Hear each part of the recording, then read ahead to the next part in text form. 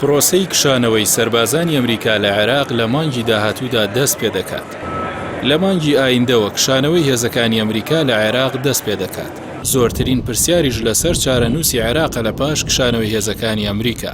پاژەوەی ئەمریکا بەو ڕێکەوتنی لەگەڵ بزوتنەوەی تاڵیباندا لە دەوحەی پایتەختی قەتەر واژۆی کردبوو لە ئەفغانستان کشایەوە. لە ئێستادا و بە پێی ڕێکەوتنی استراتیژی نێوان واشنتۆن و بەغدا لە مانگی ئایندە کشانەوەی هێزەکانی ئەمریکا لە عێراقیش دەست پێ دەکات.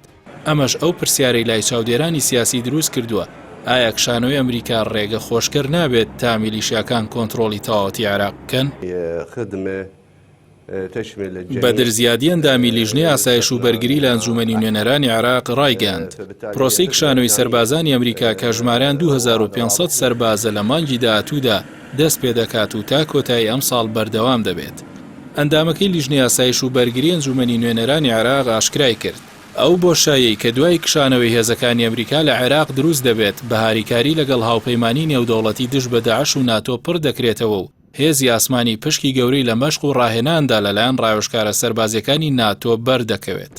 بەدرزیادی لە لێدوانە ڕۆژنامەوانیەکەیدا ئاشکرای کرد کە لە ڕێکەوتنی نێوان بەغدا و واشنتۆندا هاتووە دەبێت تا کۆتایی ئەم ساڵ سەرجەم سەربازانی ئەمریکا لە عێراق بکشێنەوە و وتیشی بە مەبەستی گفتوگۆکردن لەبارەی مەشق و ڕاهێنان و پێشکەشکردنی پاڵپشتی لۆجستی ناتۆ شاندێکی ڕەوانەی عێراق کردووە. هەروەها شوێنێتی پڕکردنەوەی ئەو بۆشایی کە دوای کشانەوەی هێزەکانی ئەمریکا لە عێراق دروست دەبێت. زیادی بە پێویستی زانی بۆردومانکردنی باڵەخانەکانی نێردە دیپلۆماتیەکان کۆتایی پێبێت تا ئەمریکا هیچ پاساوێک بۆ مانەوەی هێزەکانی لە عێراق بە بیانووی ناسەقامگیری ڕەوشەکە و پاڵپشتیکردنی هێزامنیەکان لە عێراق نەهێنێتەوە. ئەندامەکەی لیژنەی ئاسایش و بەرگری لە ئەنجومەنی نوێنەرانی عێراق ڕەتی کردەوە کشانەوەی سەربازەکانی ئەمریکا کاریگەری لەسەر شەقامگیری عێراق هەبێت لە بەرەوەی ڕەوشی عێراق لە ڕەوشی ئەفغانستان جیاوازە. هەروەها باسی لەوەش کرد کە هێزە هاوبەشەکانی عێراق دۆسیەی ئەمنی بەڕێوە دەبن و هاوپەیمانی نێودەوڵەتی دژ بە داعش هیچ ڕۆڵێکی لەو بارەیەوە نییە.